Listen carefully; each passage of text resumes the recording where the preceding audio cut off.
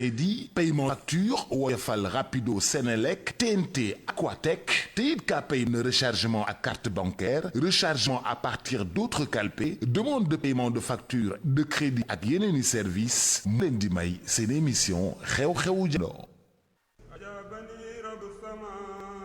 jaaxle jeex na saa yu naat amee ñépp daan jaaxle nga gis toiture yi di senn ñu ci dénk ay paan ñii di ci dénk ay siwo mu naan toq ci biir néeg yi loolu jeex na ak TQG Touba Quincaillerie Générale moo leen indi peinture d'étanchéité bu efficace pour seeni terrasse waaw Colflex mooy peinture colorado bi TQG indi ngir seeni terrasse dootul taw waxatuma la ak senn waaw ñépp xam ni terrasse buy senn ci daanu la jëm kon daw si leen gaaw TQG Touba Quincaillerie Générale wut si Coloflex mi faj seen aar di aar seen terrasse ba ndox mi du jéggi bay laal fer bi nga xam ni moom moo nekk ci maanaam li ñu coulé ak ndox bi da koy laal yàq ko de wóorul yéex a jóg moom baaxul si lenn teel leen a jóg dem seeti TQG Touba Quincaillerie Générale lu dul qualité Touba Quincaillerie Générale bugg ko TQG extension cité Kër Damel rond-point 26 TQG am na it 84 rue Ngalonou Diouf TQG am na 65 rue Ngalonou Diouf TQG Touba Quincaillerie Générale Mbour route nationale après croisement Saly TQG 28 ci wetu grande mosquée bu Touba wala ñu ci 33 870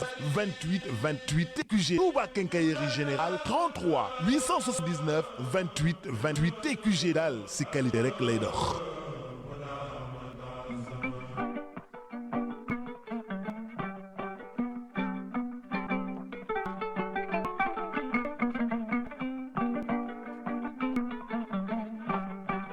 jamono bu ko fekkee waxtaan jamono baax jamono looy sa gannaaw la.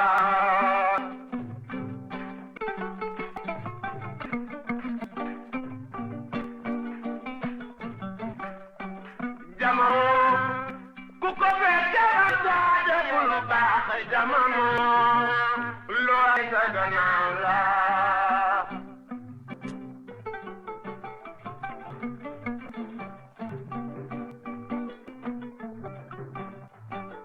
nala bëgguma la jarul yow nan boolo looy sa gannaaw la.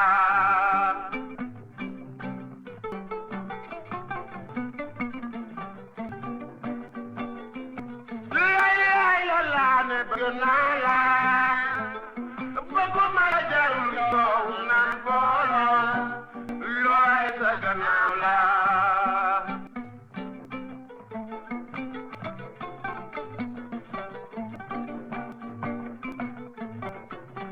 waaw tey Diallo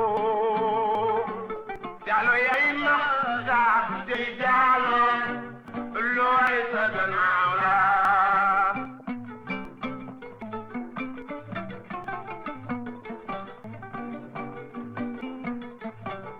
bëgg la nga sara ko na mbesa ñambar yéen jajak ma tee naaw dur naa saa bopp jatul fara jogoon jaay de men ñaxala ndaw ko biige jogom ndaw ko biige saane ne aram baax adna bu ko fekke war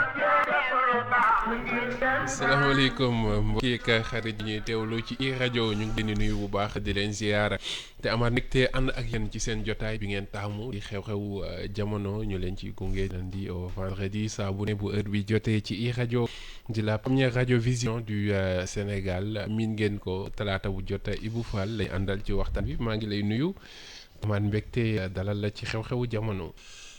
Mohamed maa ngi lay nuyu di nuyu si kilifa te xam naa ne du ma yem loolu il faut ma yónnee leen suukaru woor même su koor gi passé parce que yow il faut ñu maîtriser la.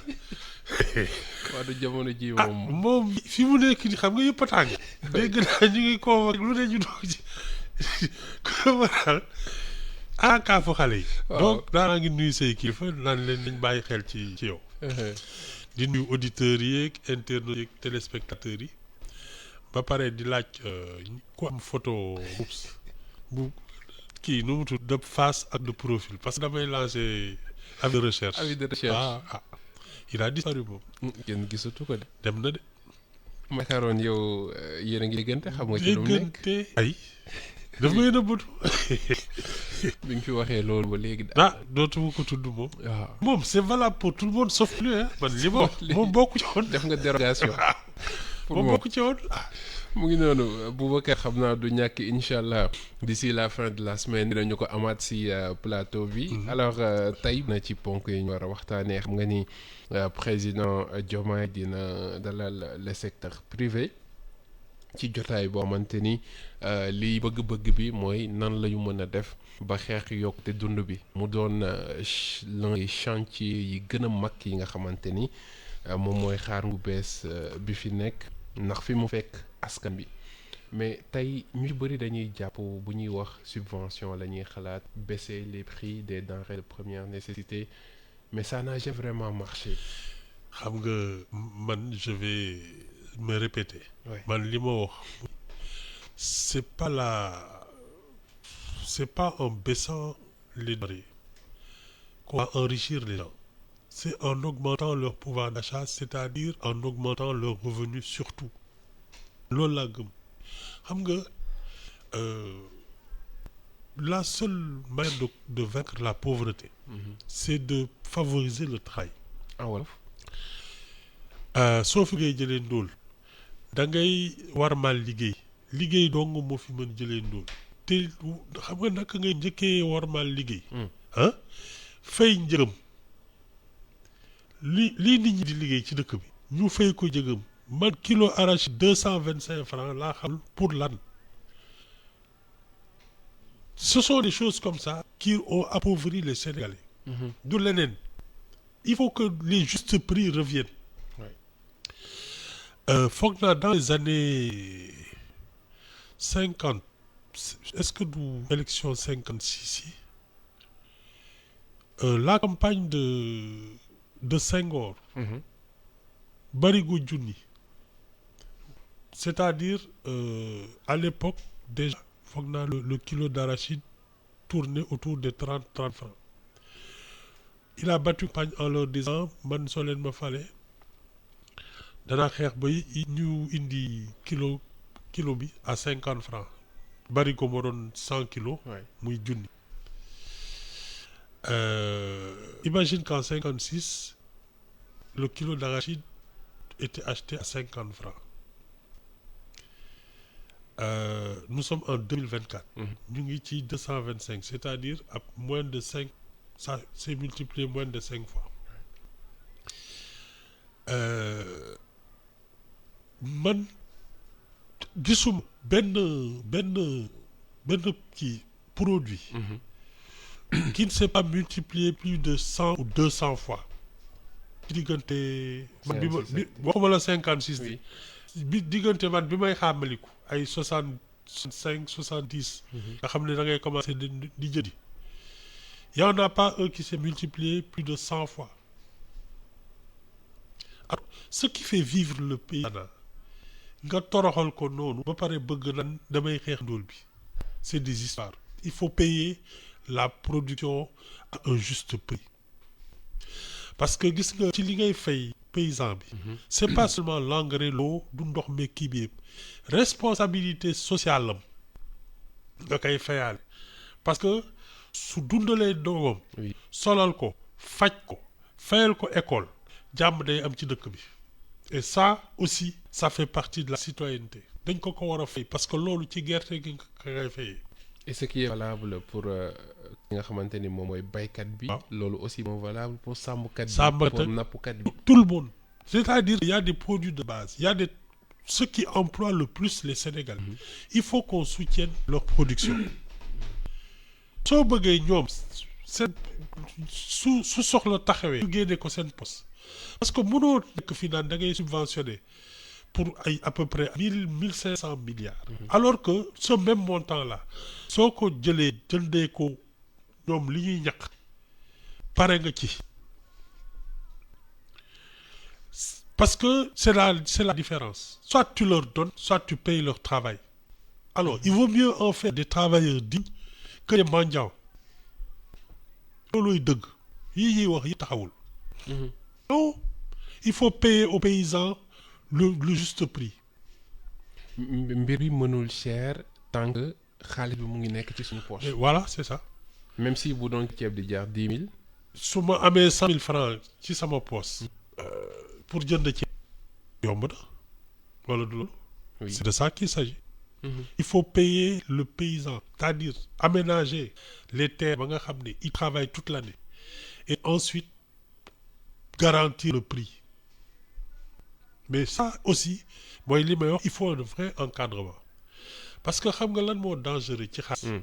su la bettee mën la. maanaam. Si tu passes d'un train de vie à l'autre tu perds tes pairs moo tax soo koy augmenter il faut que ce soit encadré pour que une partie d'argent serve à réinvestir dans le travail parce que ñun fii suñu amee xaalis rek commencé jaaxaan ganaar takk ay jabar li ngeen di bay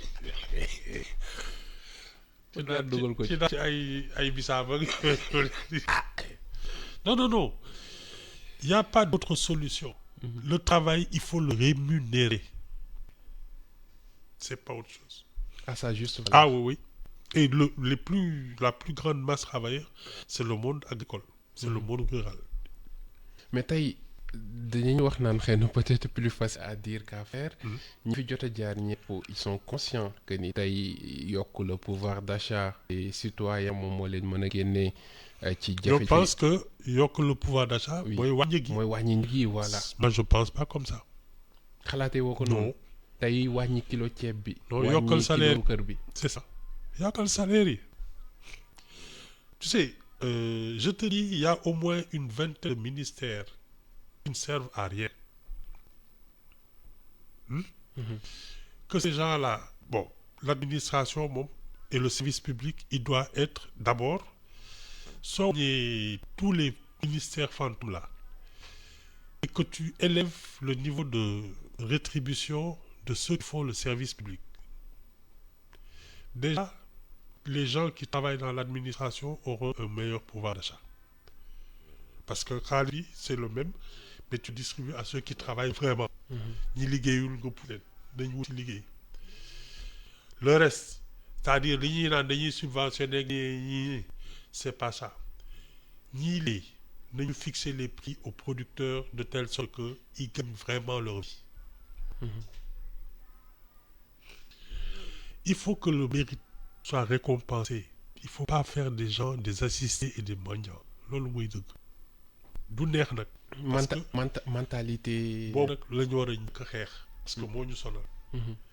Mais si l'État décide de favoriser le travail en payant le produit ñi doon ñaan dañuy liggéey parce que ñoom li leen di dundal la ñuy wut su la wóoree ne ñaan moo ëpp njëriñ liggéey da nga ñaani. su la wóoree ne liggéey moo ëpp njëriñ da ngay liggéey. c'est aussi simple que ça. man de loolu laa ko gisee. tey am nañu ay obstacles yoo xamante ni yooyu moom lay dajeel muy mode bi nga xamante ni ñun moom la ñuy defee agriculture depuis tout ce temps li nga xamante ni moom moo di wàllu suuf bi également bokk na ci. li gën a c'est ça les vraies révolutions. c'est ça oui. Ah oui la vraie révolution c'est l'accès à la terre l'aménagement des terres une vraie redistribution des rôles et c'est le monde rural qui a le plus payé les errements de la démocratie et de la République. ñoom ñoo mais c'est comme s'ils étaient marginalisés boolewu leen ci dara loolu la ñu war a régler. Non man bon le secteur privé il peut se débrouiller.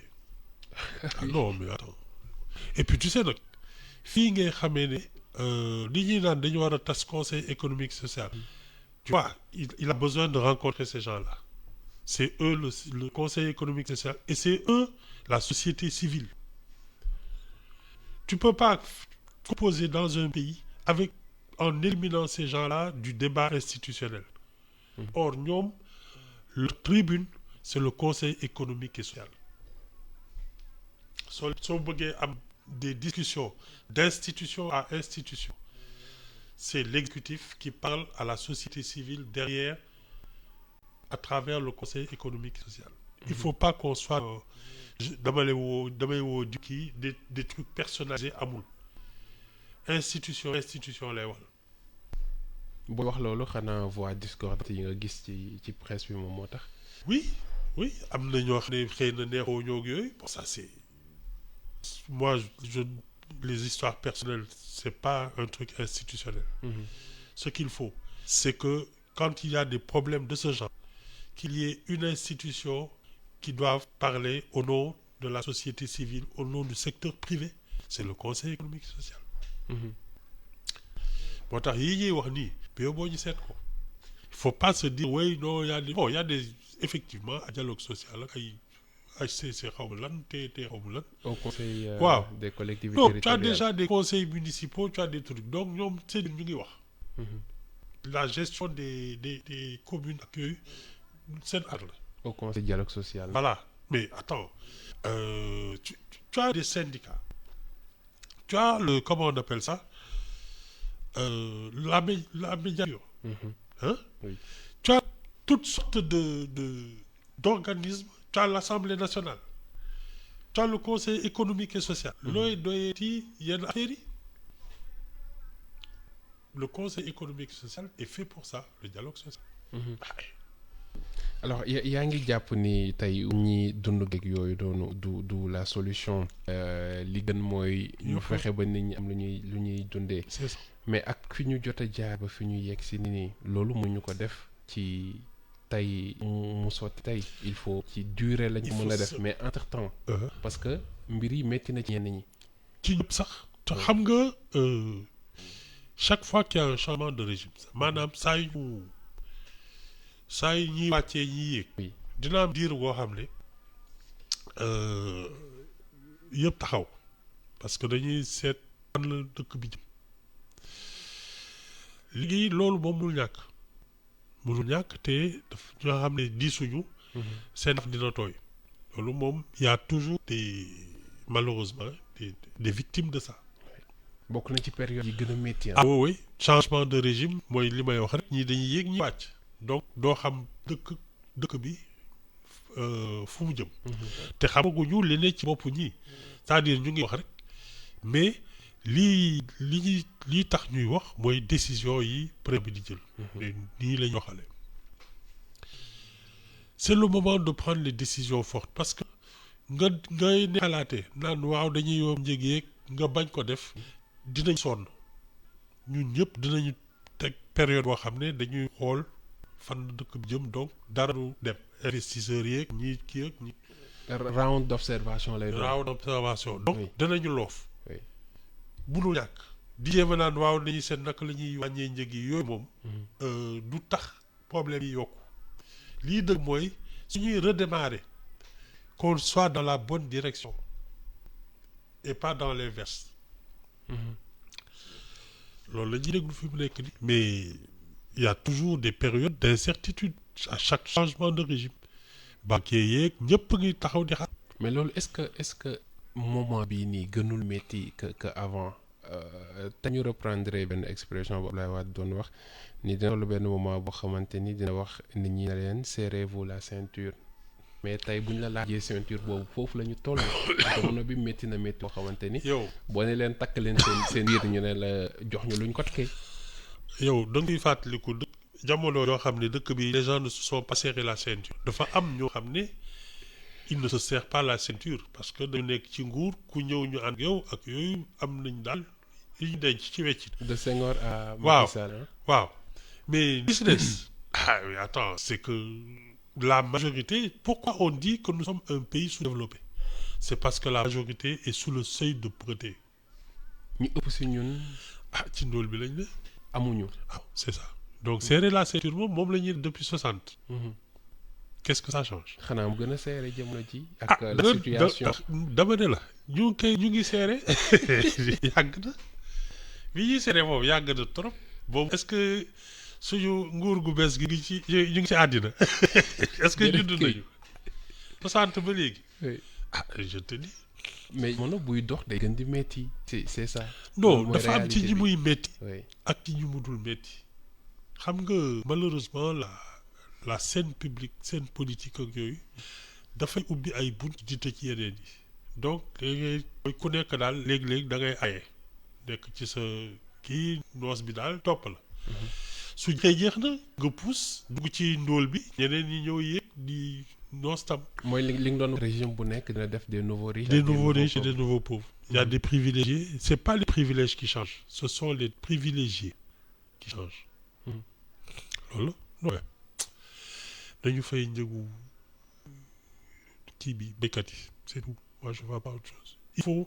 Il faut doper parce que c'est comme ça que les gens après ils consomment parce que un paysan qui gagne 20, 30, 40 millions par an parce qu'il a 2-3 hectares. Mais day tabaxaat kër donc. Oui. Il va faire travailler des entrepreneurs, des menuisiers, gën a sol. Donc les tailleurs vont commencer à des commandes. donc jënd ay dàll yu bees. am na xaalis soo moytu bu jënd oto wala yooyu. C'est-à-dire que quand les gens ont de la ils consomment. Waaw. xaalis bi day daw. xaalis bi day daw di nga ci gis sa bopp. c'est ça c'est ça. loolu aussi l'encadrement bi nga doon wax mënu si ñàkk. il faut dañu gis benn expérience je vais pas citer de nom benn dëkk. il faut citer des noms. mu ngi fii benn société jël seen suuf yu ñu amoon jox leen xaalis. dem tabaxee ko ay kër. et ce qui s'est passé mooy que ni même boo demee kër yi day gis mu rafet mais boo duggee ba ci biir lu ñu nekk amul y a rien dedans. C'est ça man je trouve. on a travaillé sur cette question. Tu sais man une société qui s'accapare des sols ça c'est manquer de générosité.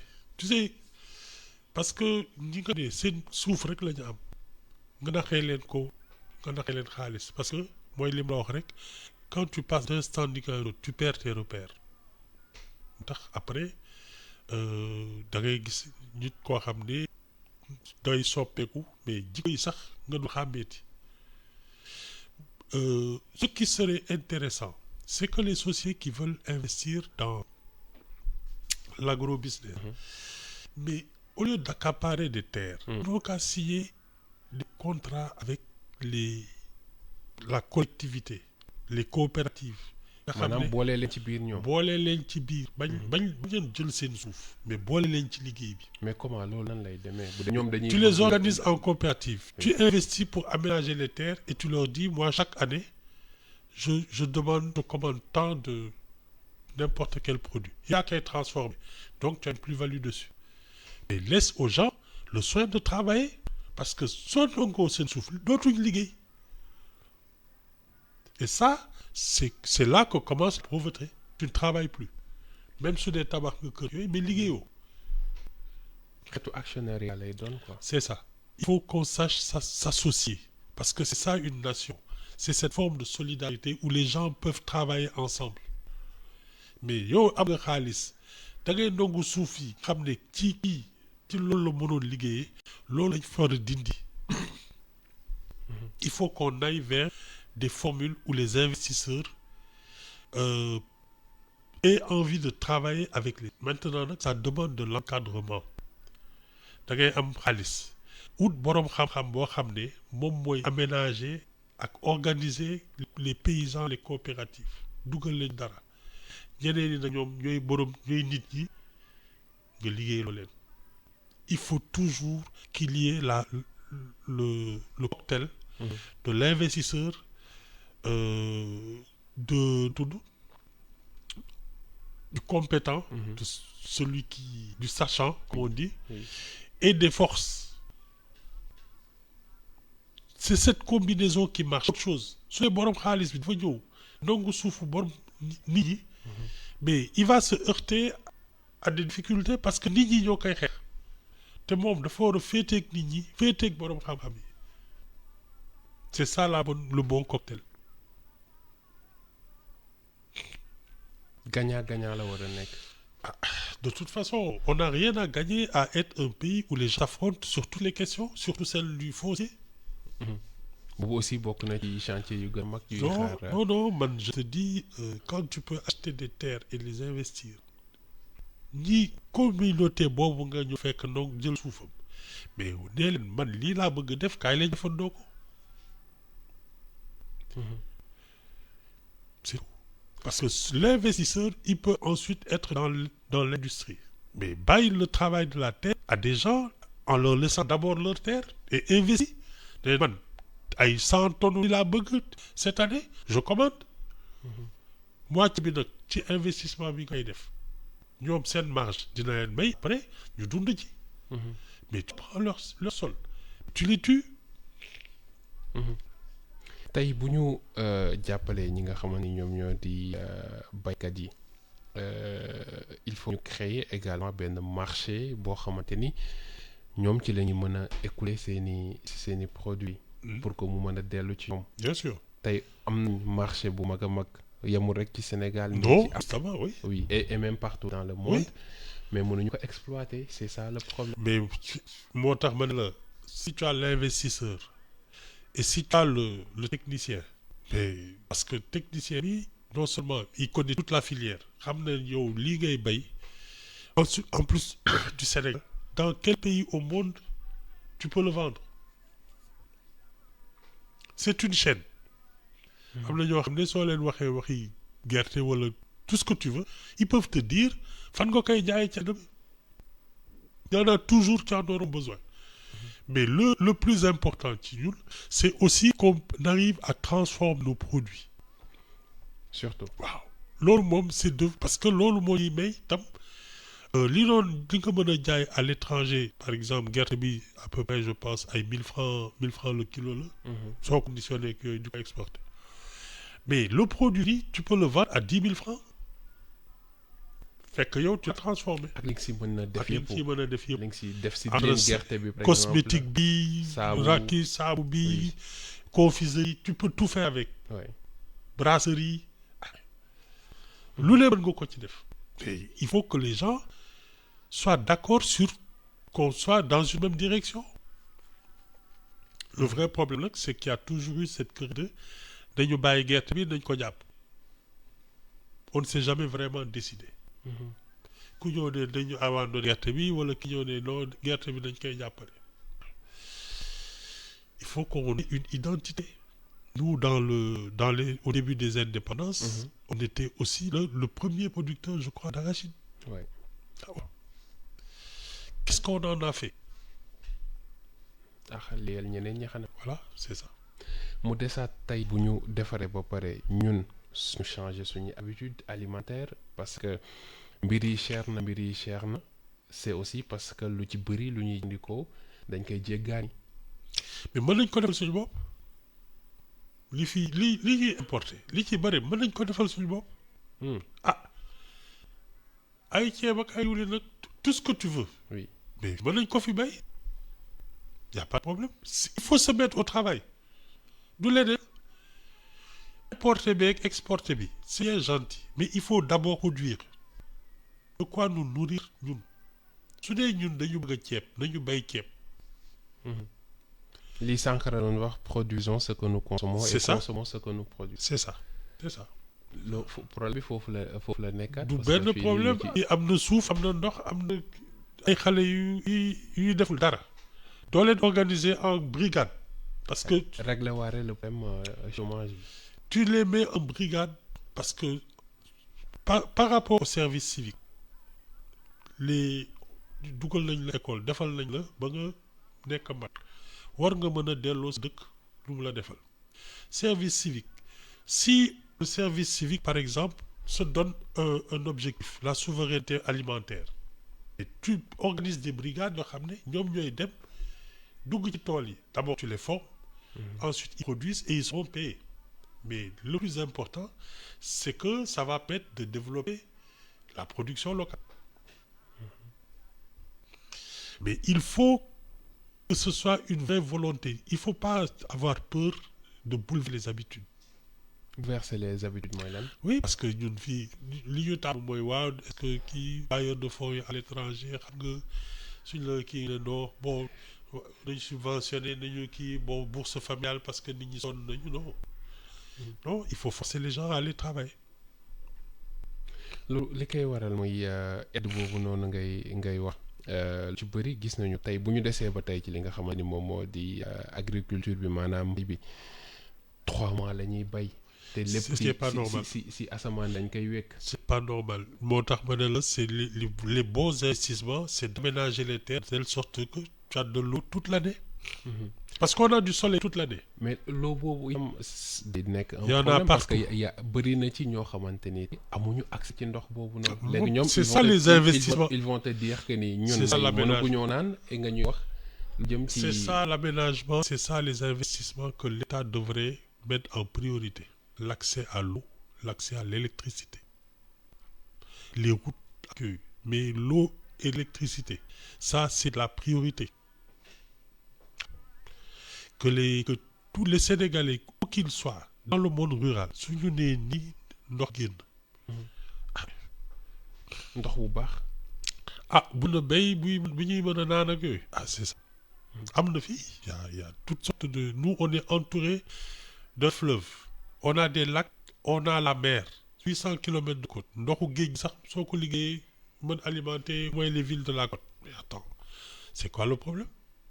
dañ lay laaj kay. Ah man de kenn faluma sama ya nekku ci man journaliste la. Non non ils sont élus pour ça. loolu mooy problème loolu mooy question bi ñëpp di laaj on a tout et pourtant. C'est de la volonté. boobu ba léegi mënuñu si. C'est de la volonté. mënuñu si génne. Volonté politique la rek. Parce que quand tu penses à la prochaine élection effectivement da ngay naxate. te naxante bi mooy jox nit ñi voilà ay subventions ay kii borom nit la vraiment su ma contré dëkk bi duñ ma voter donc bàyyi ma kii ko neexalee ko loolu c'est ça le problème. On a manqué de volonté politique parce qu'il y avait des élections tous les 2 ans. Si tu penses à la prochaine élection moom tu travailleras pas. mais loolu est-ce que du perception boo xamante ni jaaru yoon trop puisque yow askan bi xamante ni ñoom ñoo lay far il faut que ñoom ñu yegg seen bopp ci mbir mi pour que ñu mën la porter waat ci kaw. En fait on a xam nga lan mooy wax ci on a mis tout le monde sous dépendance. da ngay jël kii ñëw naan la man maa fee moo ko nooru baax waaye jox ma moom mooy dem aussi au lieu ñu nit ñi liggéey mu tegle tànkam ñii di ko seen cëg ñii di ko seen guddi muy joxe yaay ngénte yaay fay ordonnance yow yaay kii léeg-léeg nga wàcc ay saaku ci ak yooyu nit ñi ne kii kat moo baax alors que soo liggéeyoon tu n'aurais pas besoin de lui mais on a créé cette dépendance. loolu nga hérité ci système colonial bi wala. Non c'est la politique qui a fait ça. Politiciens yi ñoom ñoo commencé jël dëkk bi rek après ut ay intermédiaires parce que bon la colonisation a surtout créé des auxiliaires de l'administration, des choses comme ça. Bon, ils ont eu des intermédiaires aussi parce que dañu doon ku leen bayal ay gerte ak yooyu mais ça n'a pas, c'est-à-dire li ñu naan la théorie du ruissellement. C'est pas aller jusqu'au bout. Quand on a pris notre indépendance, on a continué à nous comporter comme une colonie. On devait recentrer notre intérêt sur nous, nos propres besoins. Et loolu lañ def. La colonisation, elle a été nos rôles. Ils étaient venus pour prendre nos matières premières et nos richesses. Loolu moo leen fi indi. Donc ils ne pouvaient pas faire autrement. Mais quand tu les remplaces, il faut cette volonté. La question qui se pose mooy est-ce que réellement remplacer nañ leen. En tout cas xam nga la transition d'ailleurs soo xoolee un peu les différents présidents qui se sont succédés, au moins les 3 avaient un pied dans la colonisation. Les 3 premiers. Senghor, Abdou Diouf, Abdoulaye Wade. Ils sont nés sous colonisation. Ils ont travaillé, ils ont grandi comme Français. Macky Sall est arrivé à une période où le lien ombilical ne pouvait pas être coupé. Lu tax. Le vrai affrontement entre Senghor et Mamadou Dia, ça a été cette question. Est-ce qu'il fallait couper tout de suite ou prendre notre temps? Parce que Senghor, lui, il pensait qu'il fallait encore 20 ans pour préparer les Sénégalais à prendre l'indépendance.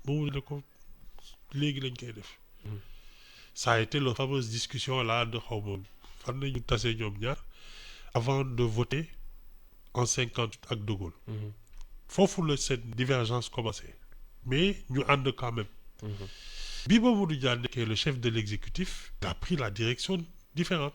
Senghor moom il était pour que ñuy naxante parce qu'il connaissait leur capacité de nuisance. ñoom soo daggoog ñoom dañ lay ay coup d'état ak ay yooyu. bloc la fépp mooy li leen di dal ay Guinée ak ay yooyu. C'est cette question-là donc le Sénégal a choisi la continuité. C'est-à-dire au lieu nga dagoog moom da ngay rocc ci benn baaraam après nga rocc ci benn tànk après dugal kii ab ba moo gën a wóor moom. C'est ça. De toute façon le Sénégal est aussi une créature de la France parce que les gens oublient ce qui est devenu la République du Sénégal a commencé par les comptoirs du Sénégal, compte français.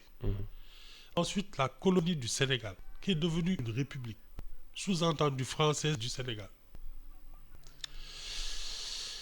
On xanaa dañuy tëb di dal rek waaye soo bëggee roccee kook France moom il faudra beaucoup de sacrifices.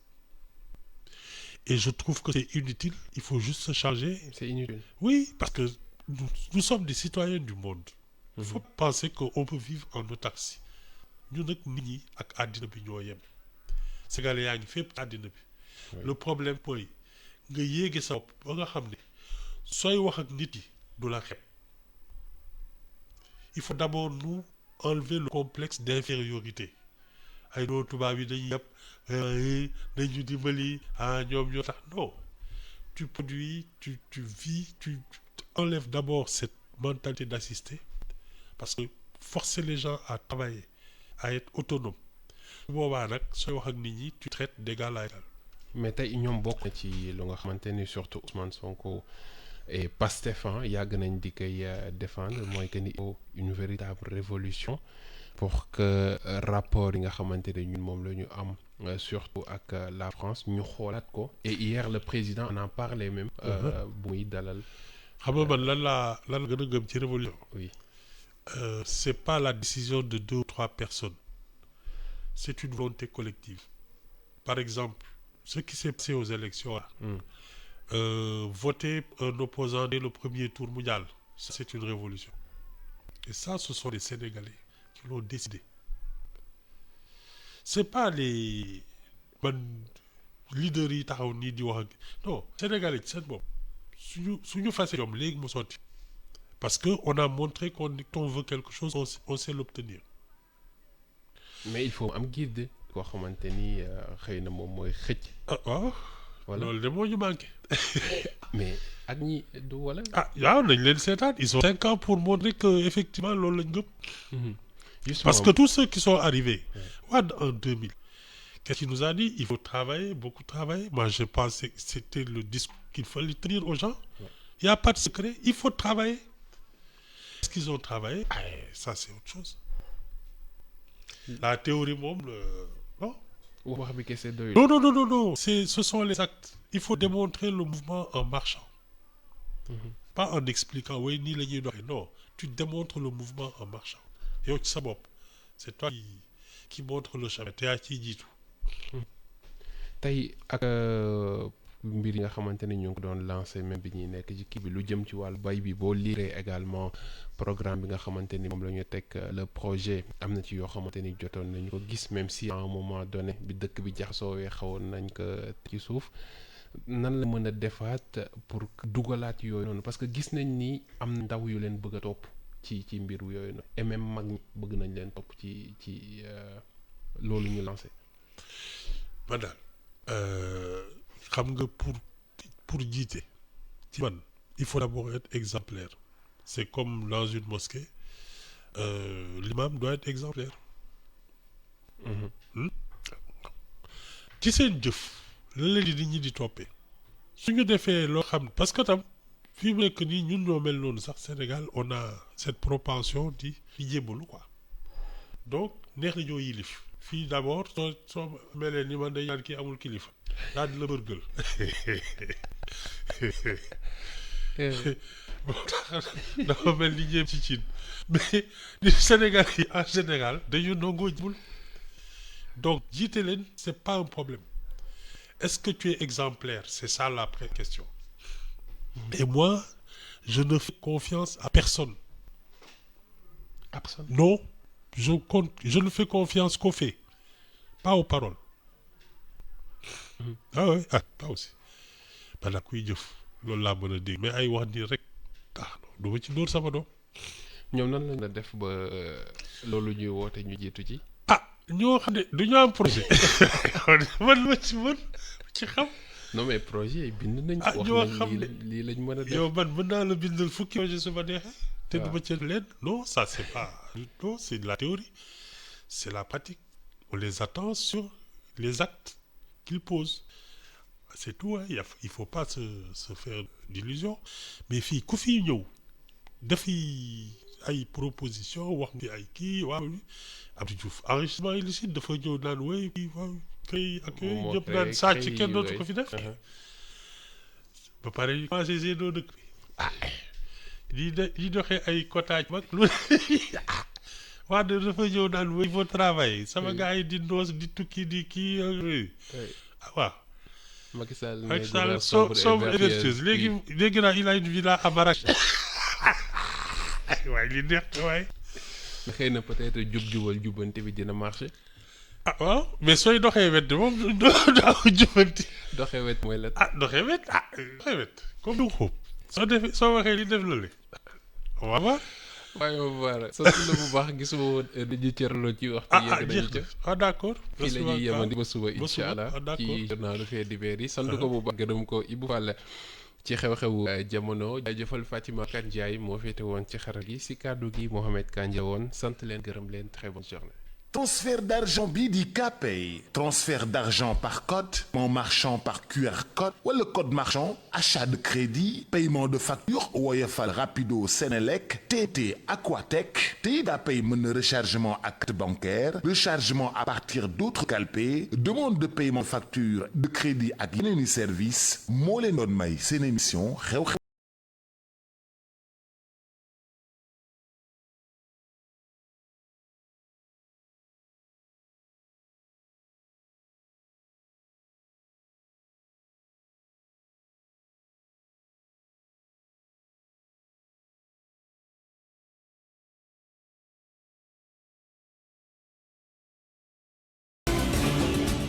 Au micro, Sophia Ba, à la technique Fatima Ndiaye. Les populations de Ngor sont très en colère contre l'ancien président burkinabé Blaise Compaoré. Elle l'accuse, à travers son représentant, Maître Dior Diagne, de vouloir s'accaparer d'une parcelle située dans la commune. Réunis autour du collectif Ngor Debout, les habitants comptent aller jusqu'au bout de leur combat. Voici Mamadou Diaye, président du collectif, au téléphone de Cheikh Diop. La part de terre, nous revendiquons tout simplement. En tant qu'autochtones, nous revendiquons ces terrains-là parce qu'on a des projets structurants, des projets structurels là-bas.